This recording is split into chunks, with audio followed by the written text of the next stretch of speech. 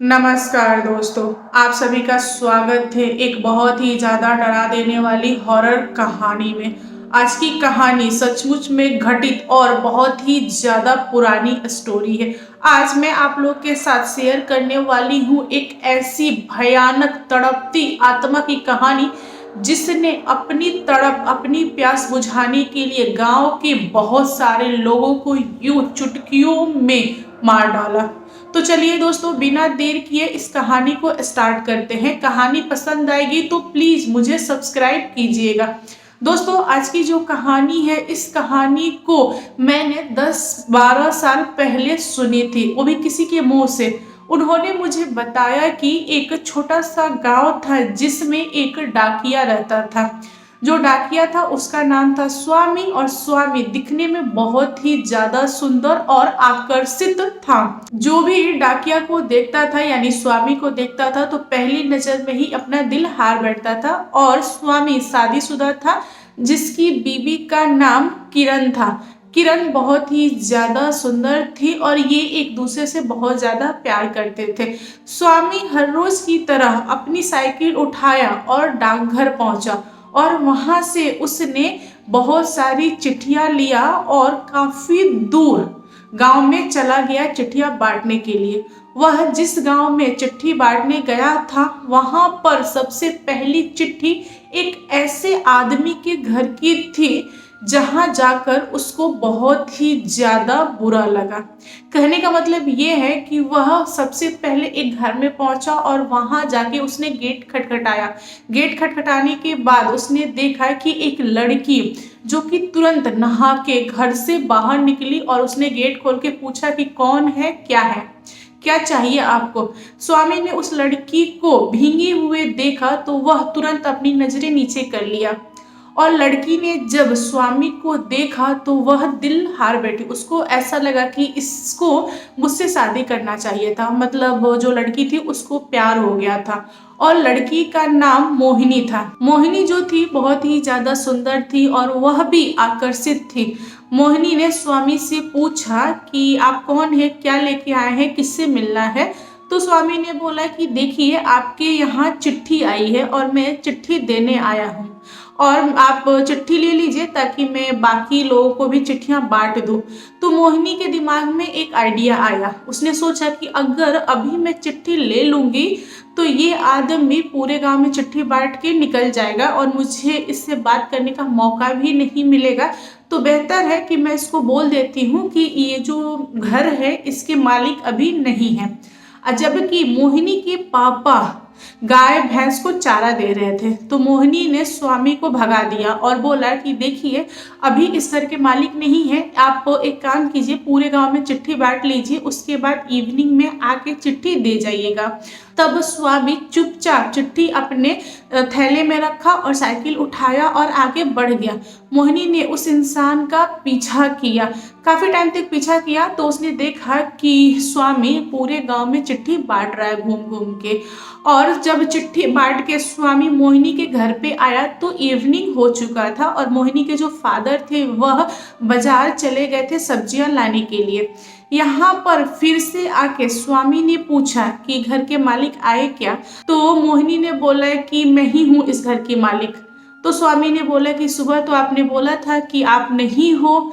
तो उसने बोला कि उससे आपको क्या लेना देना है, मैंने तो बस ऐसे ही कह दिया था, लाइए चिट्ठी दीजिए मुझे, यह चिट्ठी मेरे भाई ने भेजा है, दूर से भेजा है, मुझे पढ़ना है कि मेरा भाई कैसा है।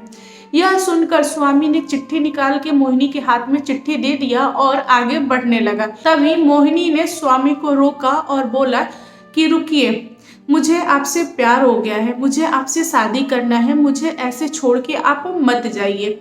तब स्वामी ने बोला कि देखिए, मैं पहले से ही शादीशुदा हूँ और यह सब कुछ आपको कहते हुए शर्म नहीं आई क्या। स्वामी के एकदम सिंपल सा सवाल था। तब उस लड़की ने बोला कि नहीं, शर्म किस बात की, मुझे सुबह में ही जब मैं आपसे मिली थी तभी मुझे प्यार हो गया था और मैं कह नहीं पाई क्योंकि उस समय आपने अपनी नजरें नीचे झुकाई थी।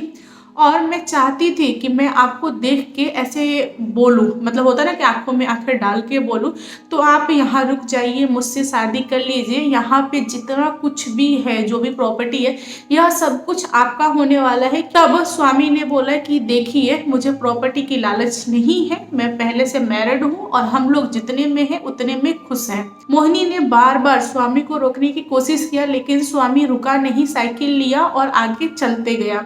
मोहिनी ने स्वामी का काफी दूर तक पीछा किया और पीछे से बहुत कुछ बोल रही थी।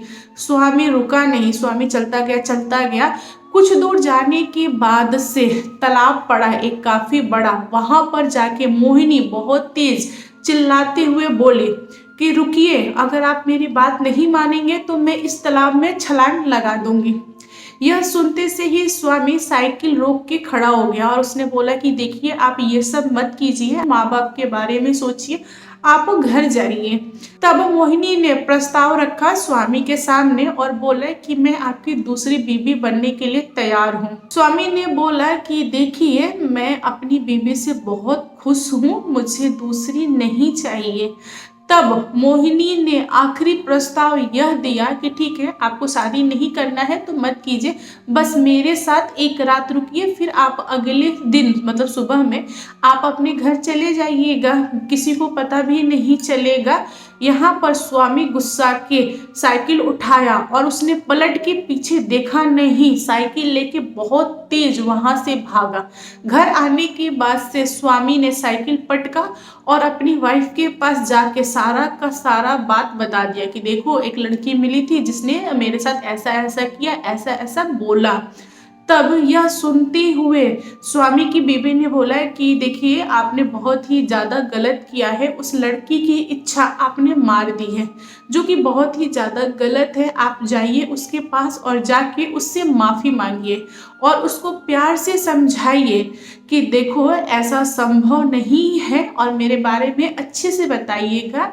किसी को भी आप ऐसे डायरेक्ट ना नहीं बोल सकते, उसको बहुत ही तकलीफ हुई होगी, आप उसको प्यार से समझाओ। बीबी की बात सुन के स्वामी को लगा कि वह बहुत ही गलत व्यवहार किया है मोहिनी के साथ, तो उसने बोला अपनी वाइफ को कि ठीक है, मैं सुबह होते से ही जाऊंगा उस लड़की के घर पे और जाके उससे माफी मांग लूंगा और मैं उसको प्यार से समझाऊंगा। फिर सुबह हुई, स्वामी साइकिल लिया और उस गांव में आ गया। गांव में आने के बाद से वह मोहिनी के घर पे आया। वहां पर आने के बाद उसने देखा कि मोहिनी सामने लेटी हुई है चरपाई पे। बहुत सारे लोग आए हुए हैं उसको देखने के लिए। जब स्वामी को पता चला कि मोहिनी ने तालाब में छलांग लगा दी थी और छलांग लगाने के बाद से उसकी जो प्राण थी वहीं पे डूब के निकल गई। अब गांव वालों को जब पता चला कि एक बॉडी तैर रही है तालाब में, तो लोगों ने निकाला और लोगों ने देखा तो लोग समझ गए कि मोहिनी है, तो उनके घर पे लाके बॉडी को छोड़ा गया।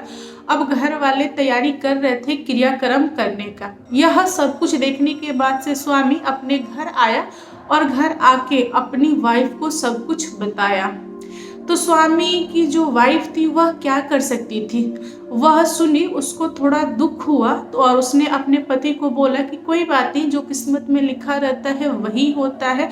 आप गए थे ना, आपने उसकी बॉडी से माफी मांगी ना।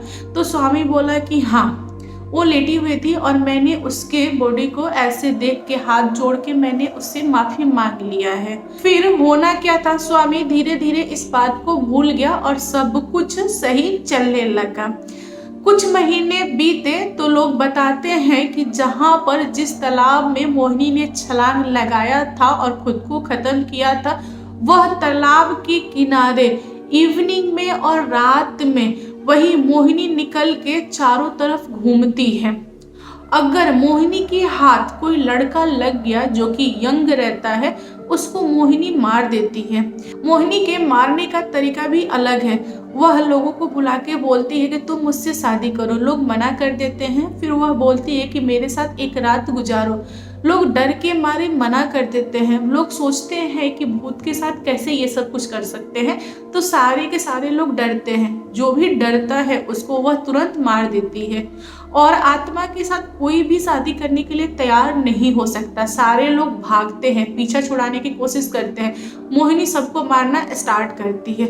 मोहिनी की जो आत्मा है ना, बहुत ज़्यादा अंदर से तड़पती है। वो चाहती है कि किसी न किसी से शादी करे, किसी से संबंध बनाए, बट ऐसा संभव नहीं हो रहा था। इसलिए काफ़ी महीनों से वह पागलों की तरह इधर उधर घूम रही थी। जितने भी यंग लोग दिखते थे उनके पीछे आ जाती थी। मोहिनी अपने गांव में भी आके लोगों के यहाँ घूमती थी। मोहिनी की वजह से बहुत सारे लड़के अपने जान खो दिए थे। मोहिनी की वजह से अगल बगल बहुत सारा गांव परेशान था। तो सारे लोगों ने ऐसे मिलके फैसला लिया कि इसका कुछ ना कुछ तो करना पड़ेगा। बहुत सारे पंडित तांत्रिक आए, बट मोहिनी किसी से भी नहीं सुधरी, मतलब किसी के हाथ में वो आई नहीं। उसकी जो आत्मा थी बहुत ज़्यादा तगड़ी और विशाल आत्मा थी। कह सकते हैं कि बहुत ज़्यादा ना शक्तिशाली थी। वह किसी के भी हाथ नहीं आती थी। लोग आते थे तो वह भाग जाती थी। मतलब उसने ना पूरे गांव वालों की काट रखी थी। अब एक समय की बात है, मोहिनी इवनिंग में टहल रही थी निकल के, और वह एक शिकार के चक्कर में थी। कोई तो आज हाथ लगे। मोहिनी की नज़र एक इंसान पे पड़ा जो कि काफ़ी दूर से आ रहा था। मोहिनी उसको देखते ही खुश हो गई, क्योंकि मोहिनी को ऐसा लगा कि मैंने जिसकी वजह से जान दिया था, यानी स्वामी के वजह से, सेम उसी टाइप का इंसान आ रहा है। हट्टा कट्टा चौड़ा इंसान आ रहा है। तो उसने सोचा कि इसको मैं मारूंगी नहीं, इसको मैं पुल्हाऊंगी, मनाऊंगी, अपने साथ रखूंगी। मोहिनी ने बहुत कुछ सोच लिया था। जब वह इंसान मोहिनी के पास आया, उसने मोहिनी को देखा लेकिन कुछ बोला नहीं, वह बगल से गुजर गया। मोहिनी को गुस्सा आया और उसने रोका उसको और बोला कि तुमने मुझे देखा? तब उस इंसान ने बोला कि हाँ देखा। तो तुमको कुछ फील नहीं हुआ? उस इंसान ने बोला कि नहीं, मुझे तो कुछ भी फील नहीं होता है। क्यों फील नहीं हुआ तुमको? यहाँ पे आत्मा का सवाल है।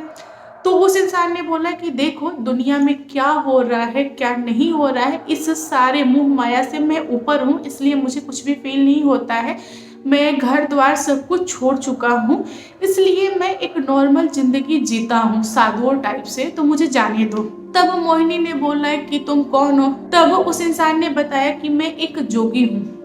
जोगी वे लोग होते हैं जो लोग अपना घर द्वार सब कुछ छोड़ देते हैं, भजन वगैरह गाते हैं, भगवान में लीन होते हैं और भिक्षा मांग के खाते हैं। तो एक जोगी था जो कि बहुत ही अच्छा था, यंग था। उसने अपनी जवानी में ही जोगी बनने का फैसला ले लिया था। मोहिनी ने जब ये सारा कुछ सुना, फिर भी वह पीछे नहीं हटी। उसको था कि वह मेरे साथ ही रहे। मोहिनी ने उसको बहुत सारे प्रस्ताव दिए, लेकिन वह जोगी सारे को इनकार करता गया। मोहिनी गुस्से में थी। उसने बोला कि नहीं मानोगे तो मैं ज़बरदस्ती करूँगी। जोगी ने बोला कि ट्राई करके देख लो। यहाँ पे मोहिनी ने अपने हिसाब से बहुत कोशिश किया, लेकिन जोगी माना नहीं। जोगी ने मोहिनी को बोला कि देखो, तुम डिस्टेंस बनाओ मुझसे, वरना अच्छा नहीं होगा। तुम बहुत कुछ ऐसा है जो तुम नहीं जानती मेरे बारे में, तो बेहतर है तुम्हारे लिए कि तुम दूर रहो। मोहिनी हंसते हुए बोली कि एक आत्मा को बोल रहे हो तुम? क्या बिगाड़ लोगे मेरा? मैं बहुत ही शक्तिशाली हूँ, आज तक किसी के हाथ नहीं आई, मैंने बहुतों को मारा है। मैं नहीं चाहती तुमको मारने के लिए। अगर तुम नहीं मानोगे जोगी, तो मैं तुम्हें मारूंगी। यह सब कुछ सुनने के बाद से जोगी ने इस चीज़ को इग्नोर करते हुए आगे बढ़ा। तभी मोहिनी दौड़ के गई जोगी को पकड़ने के लिए। जोगी ने क्या किया, फटाक से अपने कमंडल से जल निकाल के मोहिनी के ऊपर फेंक दिया। जैसे ही जल मोहिनी के ऊपर पड़ा, मोहिनी लगी चिल्लाने और बहुत ही तेज गुस्सा करने। तब जोगी ने बताया कि तुम बहुत ही गलत आदमी से भिड़ी हो। तुमने बहुतों को मारा होगा, लेकिन मुझे मारना इतना आसान नहीं है।